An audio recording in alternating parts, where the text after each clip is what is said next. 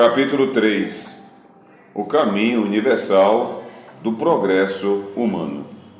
Não importa a cultura ou a época, a mudança e o progresso humano possuem apenas um caminho, um fluxo. Aqui vou descrever e explicar cada passo do progresso universal para que você possa trilhar sua jornada pessoal de mudança, crescimento e conquistas, como na figura da página seguinte. Etapa 1. Consciência. Consciência é a principal característica humana. É a percepção ou entendimento que permite ao ser humano vivenciar, experienciar e compreender os aspectos do mundo que o cerca e também do seu mundo interior. Ela nos permite entender os porquês, as causas e os efeitos do que acontece em nossas vidas. Possibilita ainda que nos coloquemos corretamente na linha do tempo, isto é, nos faz perceber com clareza que o passado influencia o nosso presente e que o presente influencia o nosso futuro. Figura 1. A jornada do progresso humano em 4 etapas. Ferramentas poderosas de progresso. 1. Visão positiva de futuro. 2. Autorresponsabilidade. 3. Consciência. 4. Consciência é a nossa parte divina, é o que nos faz perceber e sentir Deus. Costumo dizer que ter consciência é o que nos faz diferentes de um tatu. Me explico melhor. Há 5.000 anos, vivíamos em tocas e cavernas da mesma maneira que os tatus. Quando havia chuva ou ameaças iminentes, corríamos para esses abrigos naturais. Hoje, no entanto, os tatus continuam morando em suas tocas, enquanto o ser humano vive em arranha-céus e viaja em aviões supersônicos. Fica a pergunta: por que o homem cresceu e progrediu tanto e o tatu continua o mesmo? Por que os hábitos humanos, comportamentos, emoção e racionalidade evoluíram tanto? A resposta está num atributo divino chamado consciência. É ela que nos faz perceber não apenas nosso estado atual, como também nos faz questionar o que já existe, como certo ou errado, bom ou ruim. É a consciência que nos faz olhar o futuro como um universo de novas possibilidades. É ela que nos permite a conexão com o mundo e com si mesmo. Em resumo, a consciência é responsável pelo nosso progresso. O crescimento e o desenvolvimento humano apenas são possíveis se houver a consciência. Para melhorar nossa compreensão, divido a consciência em 3 níveis ou tipos: consciência plena, consciência relativa e consciência disfuncional. A consciência plena está naqueles que percebem o mundo e a si mesmos de forma rápida e precisa. São pessoas que conseguem ter uma compreensão adequada e produtiva sobre tudo aquilo que as cerca. Tal percepção as faz protagonizar ações que as levam tanto a crescer como indivíduo, quanto a contribuir massivamente com o ambiente ao seu redor. A consciência plena faz dessa pessoa uma forte candidata ao sucesso pessoal e profissional, possibilitando que ela se conecte de maneira produtiva por meio de redes benéficas de relacionamento. Imagine uma pessoa de bom coração, cordata e serena que, ao ser fechada no trânsito, entende aquilo como uma agressão intencional e pessoal e vai em busca do suposto agressor para se vingar da afronta. A intenção é devolver na mesma moeda, xingar e ser agressivo com outro motorista. Fica a pergunta: por que alguém de bom coração e pacífico no trato social se torna, de repente, agressivo e ameaçador? A resposta está na capacidade de interpretação da realidade. O que se manifesta neste caso é a consciência relativa e imperfeita, capaz de transformar um pequeno incidente sem vítimas em uma agressão intencional com consequências imprevisíveis. Vamos ajudar essa pessoa usando algumas perguntas estruturadas do coaching internacional integral sistêmico para trazer consciência plena a ela. 1. Essa pessoa que o fechou tentou de fato prejudicar você? 2. A fechada foi uma ação intencional e direcionada a você? 3. Você, em algum momento, já fechou alguém no trânsito por pura barbeiragem ou distração? 4. Será que aquela fechada aconteceu porque aquele motorista desviou de um ciclista imprudente? 5. Será que aquele motorista desviou de um buraco ou um cachorro? 6. Vendo de fora e de cabeça fria, como você percebe seu comportamento de se vingar do outro motorista com outra fechada e gestos obscenos? 7. O que poderia acontecer se o autor da fechada fosse alguém perigoso e descontrolado? 8. E se ele for um assassino contumaz? 9. O que poderia acontecer se você levasse a vingança em frente? 10. E se acontecesse o pior com você, como ficaria a sua família? É perceptível que se essa pessoa tivesse uma melhor compreensão de si e do mundo, em outras palavras, se ela tivesse consciência plena, a reação seria muito mais pacífica e equilibrada, sem consequências negativas a ninguém. Podemos dizer que consciência plena é a perfeita consciência, percepção e compreensão de si, do mundo e das causas e efeitos que nos cercam. A consciência relativa é uma compreensão limitada, situacional, influenciável e precária da realidade de si e do mundo à sua volta. Pessoas com consciência relativa tomam decisões sábias em alguns momentos e decisões terríveis em outros. Agem certo com algumas pessoas e errado com outras. Em situações das quais é necessário se manifestar, se calam. E quando o ideal seria calar, falam e fazem o que não devem. Já a consciência disfuncional é uma noção incompleta, irreal e debilitada a respeito de quem é você e do mundo que o cerca. A busca humana deveria ser uma jornada que inicia na consciência disfuncional, passa pela consciência relativa e termina na consciência plena. O desenho da página a seguir é uma ótima metáfora para explicar os 3 níveis da consciência humana. Quando a pessoa está no nível mais baixo de consciência, na base da montanha, ela não consegue ver nada, pois está no fundo do vale. À medida que ela sobe na montanha da consciência e atinge um patamar mais elevado, torna-se capaz de ver muito mais distante. Porém, sua visão é relativa, pois a própria montanha impede que ela veja o outro lado. Sua visão é limitada, porém, quando se atinge o topo da montanha, da consciência, a pessoa passa a ter uma visão total, panorâmica em 360 graus da realidade. Ela consegue enxergar até o horizonte e perceber até o que está por vir de forma bem antecipada. Essa pessoa conquistou a consciência plena. Figura 2. Os 3 níveis da consciência humana. É difícil reconhecer, mas a verdade é que não existe ninguém possuidor de uma consciência totalmente plena. Não há ser humano dono de uma perspectiva perfeita de tudo que existe em si e à sua volta. Ninguém que eu ou você conheça chegou ao topo dessa jornada da consciência. Esse trajeto se torna difícil, demorado por conta de nossas crenças limitantes, nossos valores invertidos, nossos traumas e, sobretudo, da qualidade de amor que recebemos durante a infância. Tais fatores são como verdadeiros obstáculos presentes em nossa escalada.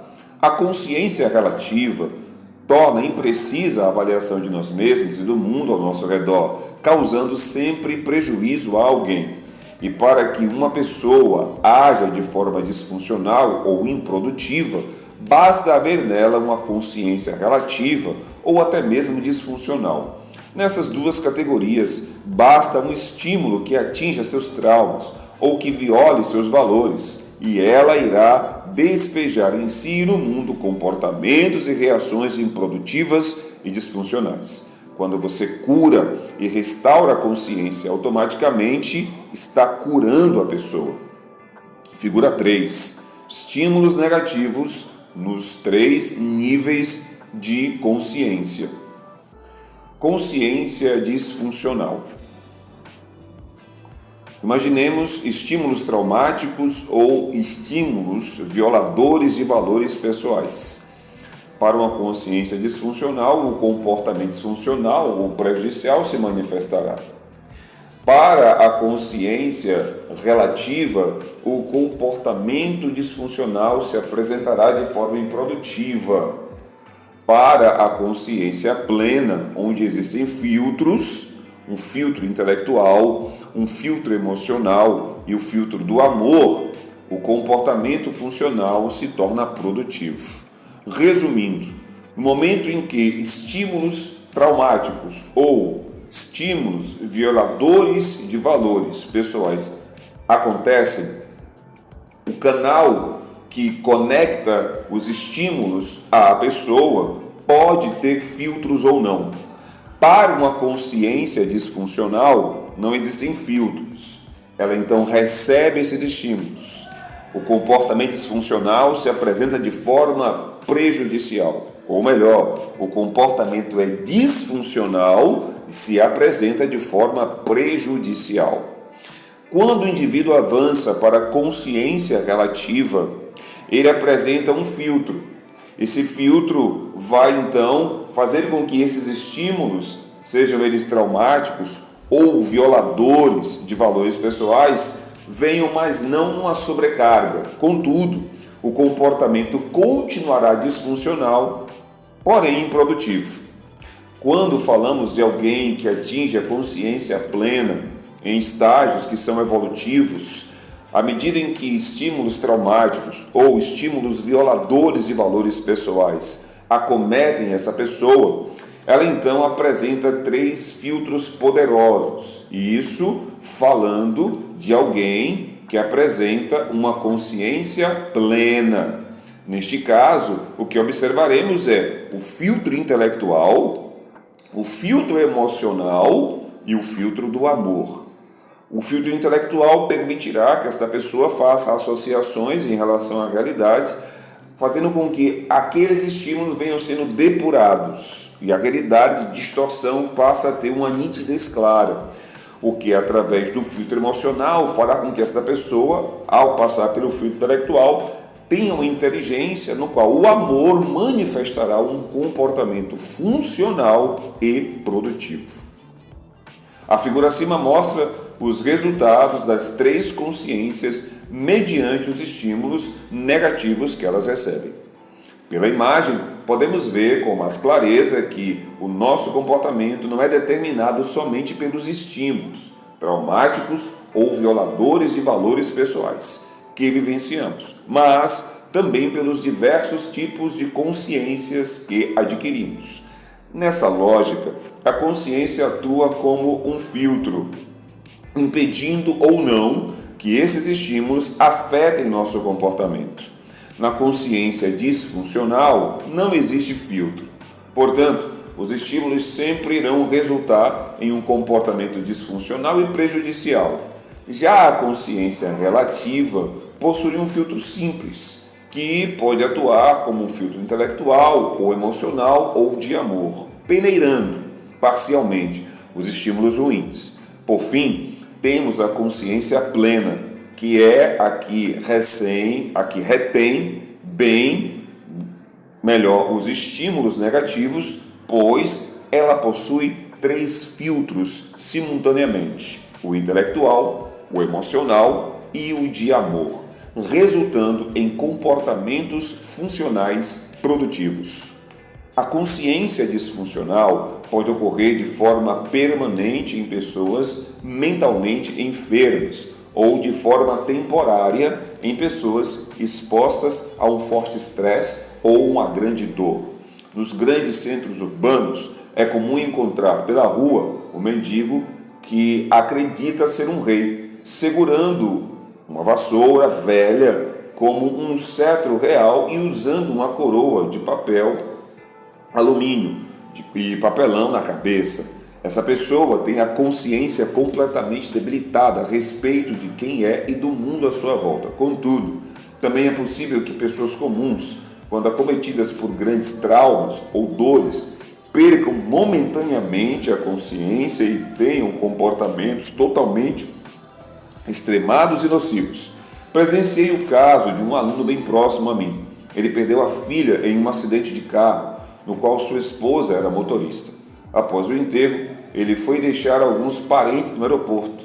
Não por acaso, eu estava chegando de viagem e esperava meu motorista na calçada do desembarque, quando de repente vejo esse amigo passar por mim com passos rápidos, os olhos fixos e arregalados.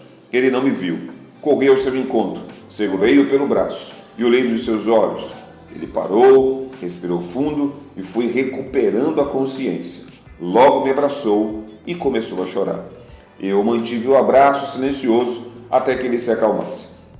Em seguida, ele me confessou, abre aspas, eu estava indo matar o motorista daquele ônibus de turismo, fecha aspas, filtrando, ou melhor, fitando-o nos olhos, fiz duas perguntas.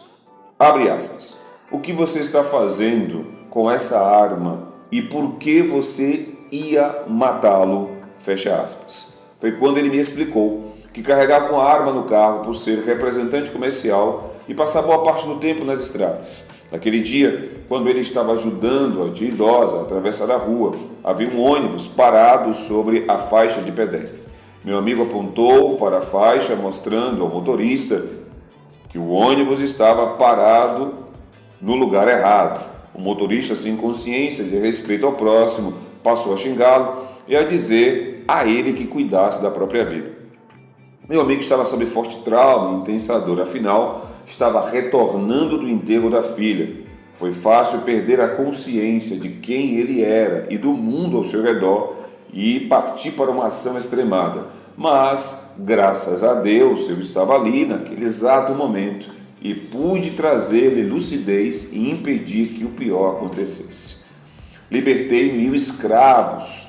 Poderia ter libertado outros 1000 se eles soubessem que eram escravos. Essa foi a frase dita por Tubman, Harriet Tubman, abolicionista norte-americana na década de 1860. Em outras palavras, o que ela está dizendo é que já libertou muitos negros escravizados nos Estados Unidos e poderia ter libertado muitos outros se eles tivessem consciência plena e percebessem que eram escravos e que isso não era correto, justo e bom. Agora, olhando para a sua vida, me responda: quantas pessoas você quis ajudar e elas não aceitaram porque não tinham consciência dos próprios problemas? Quantos alcoólatras não buscam tratamento porque não possuem consciência plena de que são adictos? Quantas pessoas estão se relacionando com quem as maltrata numa relação disfuncional e injusta porque não tem consciência de que aquele relacionamento é doentio? Quantas mães vivem à margem da dedicação materna, expondo seus filhos à dor, ao abandono e à solidão e sem ter consciência do mal que estão fazendo às suas crianças? É fácil compreender que nenhuma mudança intencional acontecerá sem antes haver a consciência dos resultados atuais e de como será o futuro se você continuar com os mesmos comportamentos. Os exercícios do capítulo 2 sobre o estado atual tinham o objetivo de começar a trazer ao leitor a consciência sobre como está a sua vida hoje, quem você é e quem deve se tornar. No treinamento Método CIS, dedico um dia inteiro de curso apenas ao binômio, consciência e ciência. Busco trazer aos participantes a consciência de quem eles são, de como têm vivido e também de um mundo de possibilidades que eles podem viver. Também trago consciência de todo o arcabouço científico que está nas entrelinhas e nos fundamentos do curso. Dedico as primeiras 14 horas do método CIS apenas para trazer consciência aos alunos. Tendo conseguido isso, todo o restante se torna muito mais fácil. Podemos medir a debilidade emocional de uma pessoa pela dificuldade de olhar para si e para o mundo e de ter consciência plena da própria vida. Quanto menor esta capacidade, maior a debilidade e menor a inteligência emocional em consequência. Maiores problemas e menos resultados positivos. Portanto, o primeiro passo para desenvolver a inteligência emocional é adquirir consciência. E você é o único responsável por trilhar essa jornada. Existem várias maneiras de se conquistar a consciência. A mais comum, infelizmente, é pela dor. É quando uma pessoa vive o prejuízo, as consequências e as dores de algo que não conseguiu ver ou, na verdade, não quis tomar consciência. Porém, depois de viver o prejuízo e a dor e sem ter o que fazer, ela reconhece seus caminhos errados, se arrepende e muda. Vamos chamar esse momento de cair a ficha. É quando a consciência a invade e as transformações começam a acontecer. Além da dor, existem mais duas maneiras de conquistar a consciência. Uma é pela educação cognitiva e racional, geralmente oferecida pela escola. A outra é pela educação emocional, que começa em casa por meio do amor do pai e da mãe, ou pai e mãe substitutos. Olhando para o Brasil, vemos muita falta de consciência e, como resultado, muitos atos nocivos extremados. Isso decorre de uma educação de base muito ruim e incapaz de levar as pessoas à reflexão e à compreensão de si e do meio em que vivem. Este livro, em seus conceitos, afirmações e reflexões, vai cumprir esta etapa de direcioná-lo a um patamar elevado de consciência, mudanças e progresso. O que impede alguém de ter consciência plena? Muitos motivos fazem com que alguém haja sem consciência, causando prejuízo a si e ao próximo. Os dois principais são falta de empatia e caráter antissocial, vulgarmente conhecido como sem caráter. Empatia é a capacidade emocional de se colocar no lugar das outras pessoas, percebendo o que elas sentem e ficando atento às consequências que suas ações poderão ter na vida delas, mesmo que não haja uma consequência imediata. Daniel Goleman classifica essa característica humana como uma das competências emocionais sociais. Na prática, ela determina como a pessoa se conectará com os outros. Um pai sem empatia baterá no filho, gritará com ele, irá humilhá-lo e criá-lo sem perceber toda a dor que estará causando, muito menos as consequências disso na vida da criança. Um gestor sem empatia maltratará seu subordinado com comparações, acusações grosseiras e indiferença, o que, em conjunto, pode até ser chamado de assédio moral. Contudo, mais uma vez, se essa pessoa não tem empatia, todos vão perceber sua forma rude e grosseira, menos ela. As consequências para a empresa são óbvias. Uma delas é a certeza de que esse líder não formará um time de alta performance. Afinal, que talento profissional está disposto a se deixar liderar por alguém rude e cruel? Estava ministrando o método CIS quando, num dos intervalos, uma aluna me procurou pedindo ajuda. Ela confidenciou que traía seu marido com frequência e com muitos homens diferentes. Tentando não fazer uma cara de espanto, continuei olhando para ela com atenção. Ela continuou, abre aspas, a questão não é apenas eu trair meu marido. A questão é que, ao chegar em casa, depois dos meus encontros sexuais, eu não sinto culpa, remorso, nem consciência pesada. Olho para meu marido e meus filhos como se nada tivesse acontecido. Por que me comporto assim e não sinto nada? Chorando, ela me pediu ajuda. Ao usar o termo consciência pesada, ela deixou claro o que estava acontecendo. O problema era uma lacuna emocional na competência empatia. Ela simplesmente não era capaz de perceber os sentimentos e a dor alheia. Em outras palavras, ela não tinha a menor consciência ou capacidade de se colocar no lugar de seu marido ou de seus filhos. Essa lacuna ou disfunção emocional, ao longo do tempo, foi adulterando seu caráter, tornando-a uma mulher promíscua e secretamente vulgar. As fichas estavam caindo no método CIS, sua percepção sobre si estava sendo descortinada e ela estava tomando consciência de quem vinha sendo ao longo dos últimos anos. Naquele momento, ela estava iniciando a jornada do progresso humano e a primeira etapa estava sendo cumprida. Ela estava tendo consciência plena sobre seus valores morais, egoísmo, caráter e comportamento. Porém, mais do que isso, ela se colocou no lugar de seu marido e seus filhos e percebeu como se sentia caso estivesse na posição deles. Meses depois, encontrei essa aluna em uma viagem internacional com sua família e ela veio me agradecer dizendo que, depois do método CIS, havia se tornado outra pessoa. Ela havia rompido todos os casos extraconjugais e agora percebia os sentimentos do marido e dos filhos, pautando suas ações e reações nisso. Relatou que estava vivendo a melhor fase de sua vida, não apenas em casa, mas também com seus parentes, com os quais havia se tornado mais paciente e cordata. As mudanças ocorreram também no âmbito profissional. Ela se tornou uma líder infinitamente melhor e pela primeira vez se sentia querida pelos seus colaboradores. O que aconteceu com essa aluna para chegar a tantas conquistas e mudanças em tão pouco tempo? São duas as respostas.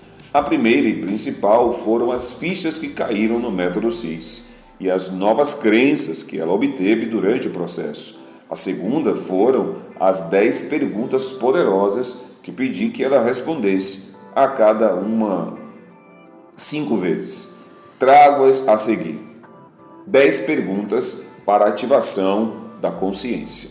Primeiro, como você chamaria uma mulher que trai o marido frequentemente? Segunda, como você chamaria uma mulher que trai o marido com tantos homens diferentes? Terceira, como você gostaria que fosse a esposa de seus filhos, no tocante a respeito, paciência e fidelidade?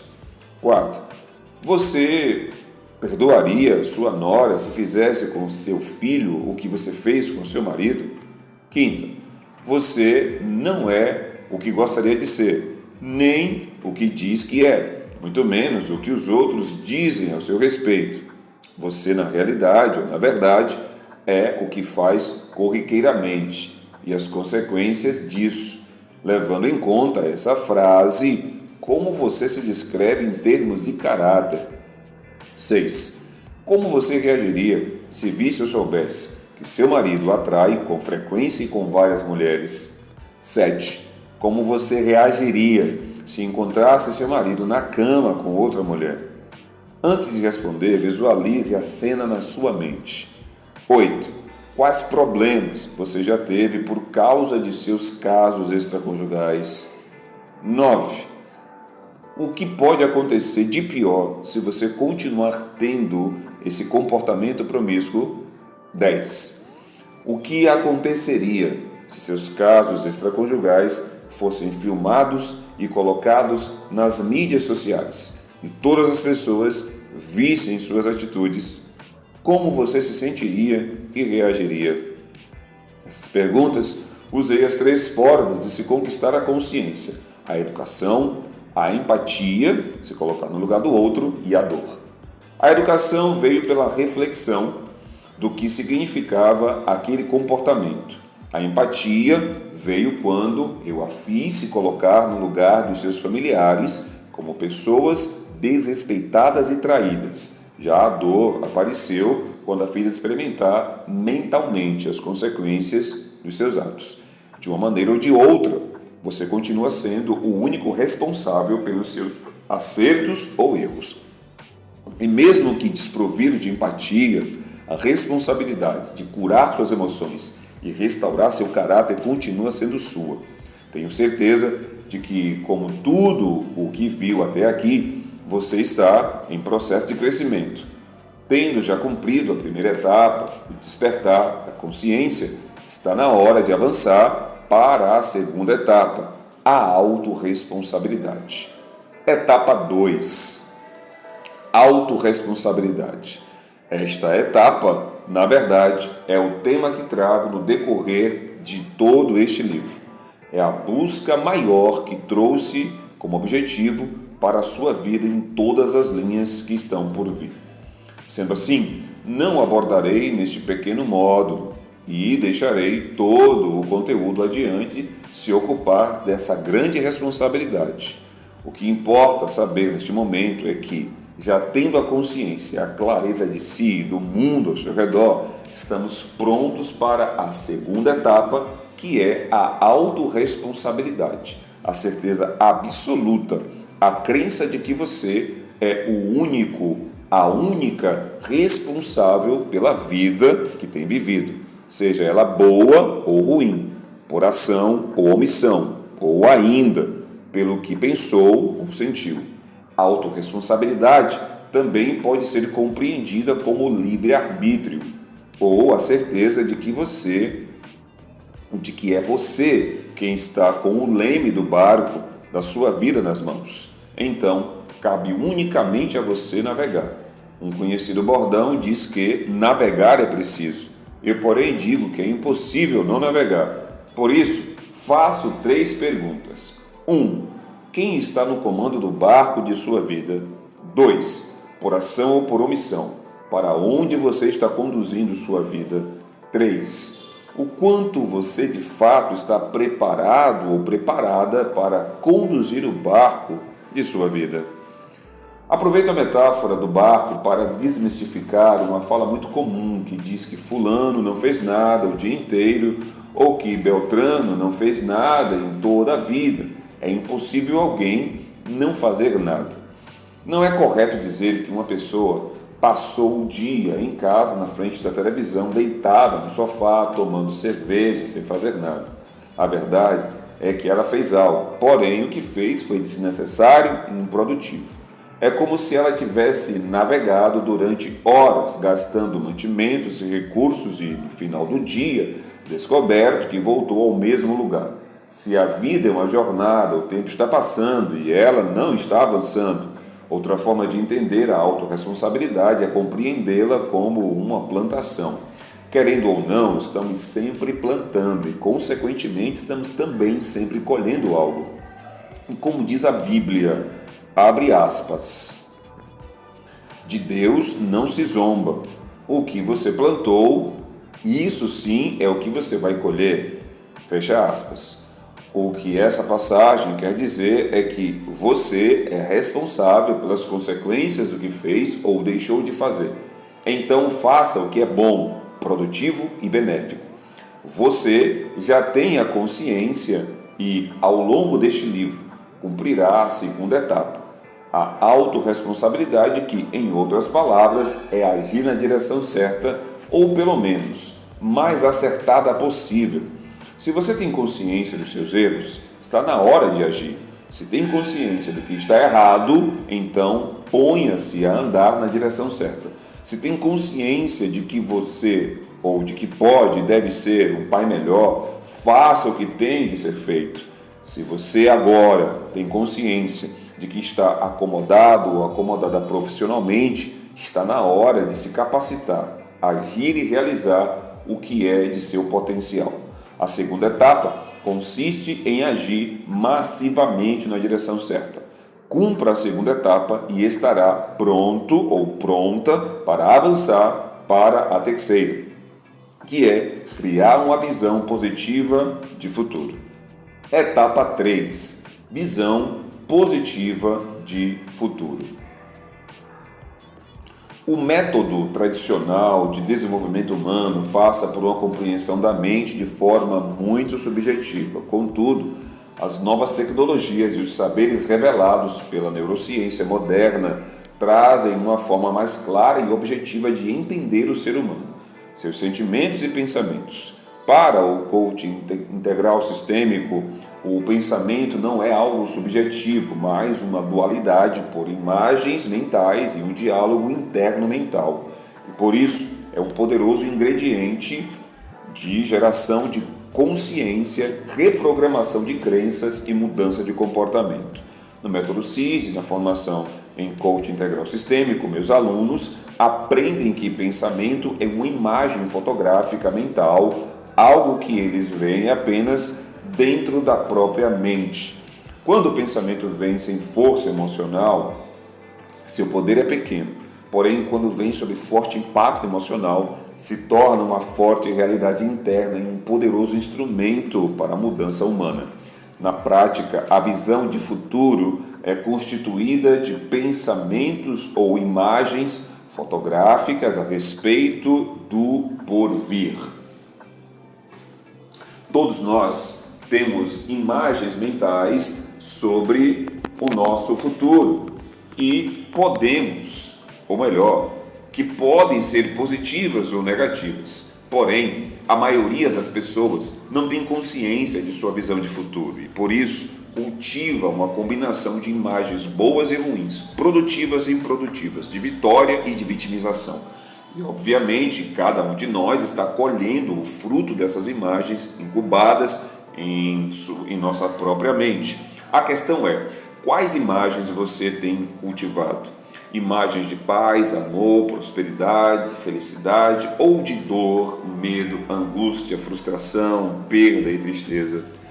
Tendo perguntado a centenas de pessoas quais imagens elas cultivam, a maioria esmagadora diz que tem imagens muito boas, trafegando em suas mentes. Porém, quando iniciam as sessões de coaching, já nas primeiras ferramentas, elas se dão conta de que as imagens que mais surgem em seus pensamentos são as que elas mais temem.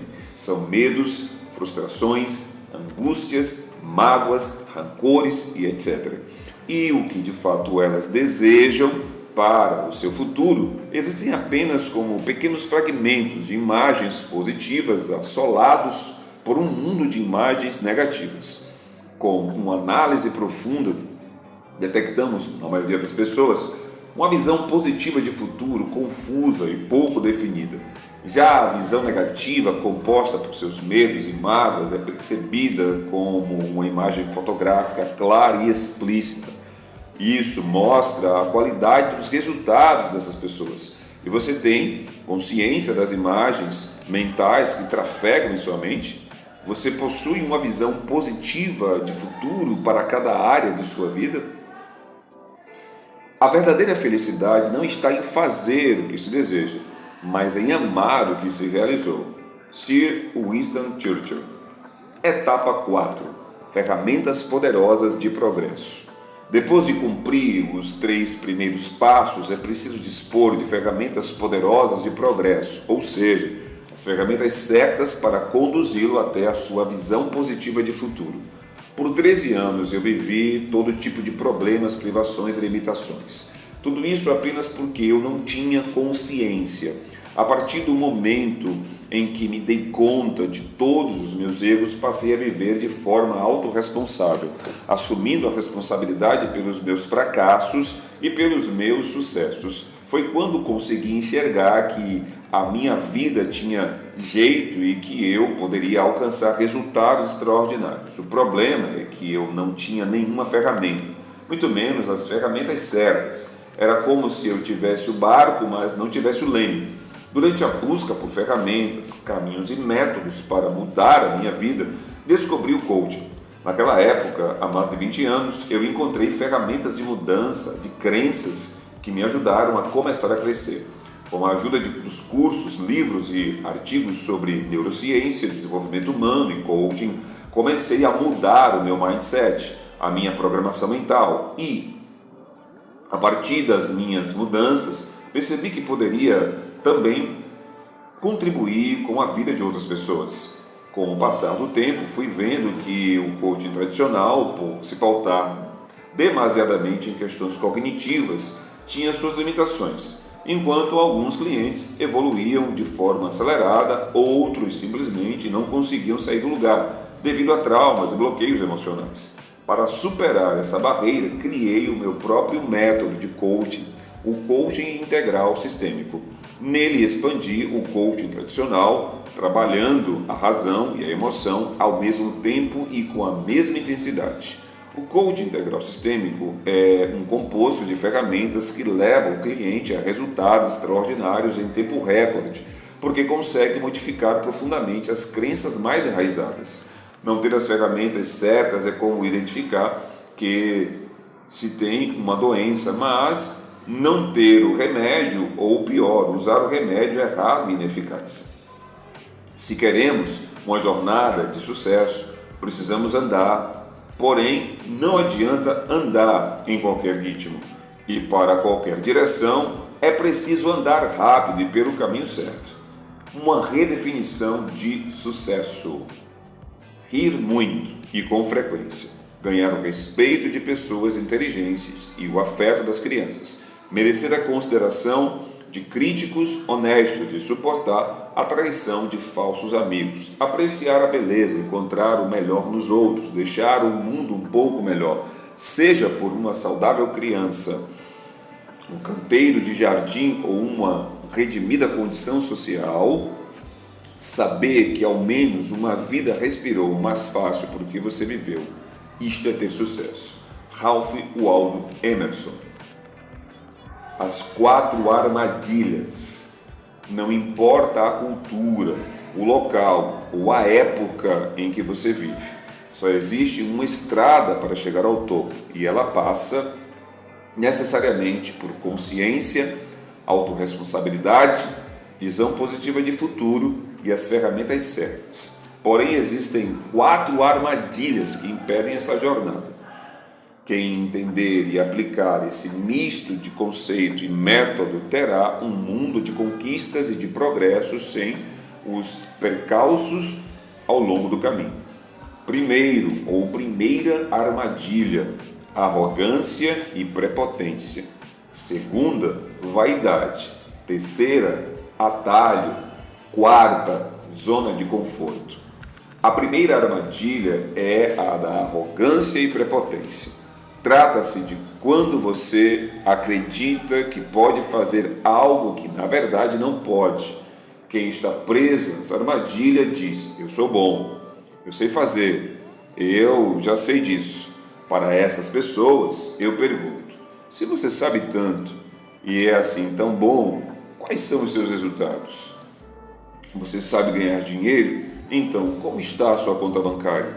Quantas aplicações financeiras você tem? Qual o seu patrimônio? Você sabe gerir o negócio? Como está a sua empresa? Ela vem crescendo de forma consistente? Você é um excelente pai? Como está a autoestima do seu filho?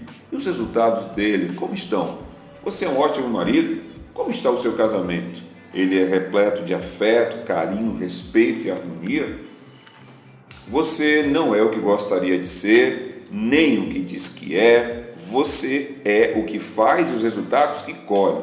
Dos 17 aos 30 anos, eu tentei ter sucesso sozinho e foram 13 anos quebrando a cara. Por experiência própria, eu digo: se você não conhece a estrada, peça ajuda. Busque livros, treinamentos, coaches, mentores que possam conduzi-lo pelo caminho das pedras. Você não é o que gostaria de ser, nem o que diz que é. Você é o que faz os resultados que colhe. Acredite, você não é uma ilha. O que você sabe é sempre pouco diante de tudo que ainda tem para aprender. E por mais que você acredite que é capaz de fazer sozinho, você precisa de ajuda. A segunda armadilha se chama vaidade. Há quem compre o que não precisa, usando o dinheiro que não possui para mostrar a pessoas das quais não gosta. O nome disso é vaidade. Quando você determina as suas ações pela imagem que quer passar para os outros e não pelo certo ou pelo benéfico. Conheci pessoas que Deformaram os próprios os corpos com hormônios, esteroides e cirurgias plásticas motivadas pela vaidade. Já vi outras que deixaram de fazer os meus treinamentos porque tinham medo do que os colegas iam pensar. Elas estavam mais preocupadas com a opinião alheia do que com seus próprios resultados. A vaidade sempre será um dos maiores empecilhos para que alguém tenha sucesso verdadeiro, pois ela funciona como uma prisão que me impede de fazer o que realmente precisa ser feito. Outra armadilha comum é o atalho. Muitas pessoas estão buscando formas rápidas e fáceis de ganhar dinheiro. Elas esperam que, por um passe de mágica ou um golpe de sorte, de repente se vejam com todo o sucesso que sempre sonharam. Não seja ingênuo. Ninguém chega no topo por atalho. Para subir a montanha, você vai ter que trilhar o caminho e pagar o preço da escalada. Como diz a sabedoria popular, se o atalho fosse bom, já teria se tornado o caminho. Se o atalho fosse seguro, todos andariam por ele. Só pessoas despreparadas acreditam no atalho como estilo de vida. O sucesso deixa pistas. Se você olhar bem, essas pistas estão ao longo de um extenso caminho e não de um atalho. As pessoas que conquistaram grandes coisas trilharam uma jornada de trabalho árduo até chegarem ao sucesso. Porém, muitos olham para elas, enxergam apenas a reta final e dizem que o caminho delas foi rápido. Não foi. Grande parte do trajeto das pessoas de sucesso é feito em particular, numa pequena empresa, num quarto, numa garagem, etc. Muitos olham apenas para o que elas fizeram em público e esquecem que elas trilharam uma longa trajetória em privado. Podemos ver várias formas de atalho. Aquela pessoa que acha que vai ficar rica jogando na loteria, ou no pulo do gato, ou até roubando e mentindo, ou mesmo aquele que deseja emagrecer com uma fórmula mágica, sem fazer exercícios e sem controlar a alimentação. Talvez alguma dessas medidas surtam efeito por um pequeno espaço de tempo, mas esse tipo de sucesso dura pouco e tem consequências perversas. Pessoas que buscam atalho têm os dias contados. Por último, existe uma quarta armadilha, a zona de conforto. Eu costumo dizer que a zona de conforto é a combinação de várias mentiras paralisantes com prazo de validade vencido. Explico. Uma pessoa precisa contar diversas desculpas a si mesma para não fazer o que deve ser feito e continuar tendo um comportamento prejudicial. Ela pode, por exemplo, dizer que não vai ler um livro ou brincar com o filho depois do trabalho porque está cansada demais para isso.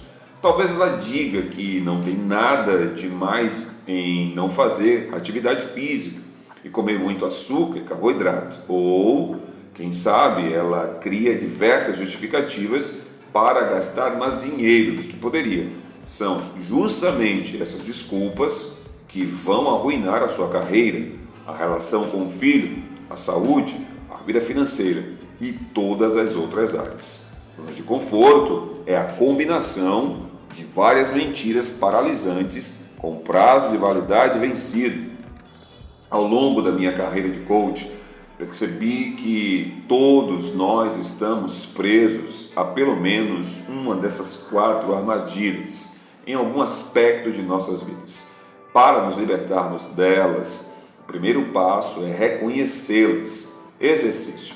Elenque abaixo as áreas da vida em que você se percebe com resultados negativos. Exemplo, área conjugal, profissional e etc. Depois descreva para cada área em qual das armadilhas, prepotência e arrogância, vaidade, atalho ou zona de conforto você está preso. Qual o comportamento negativo e que ações você fará para se libertar. Exemplo, área, saúde, armadilha, zona de conforto, comportamento negativo, comer muito carboidrato e açúcar, ação positiva, zerar o consumo de açúcar e só comer carboidrato no café da manhã. E, ao final, vão lhe perguntar: o que você fez da sua vida? E você, o que vai responder? Nada?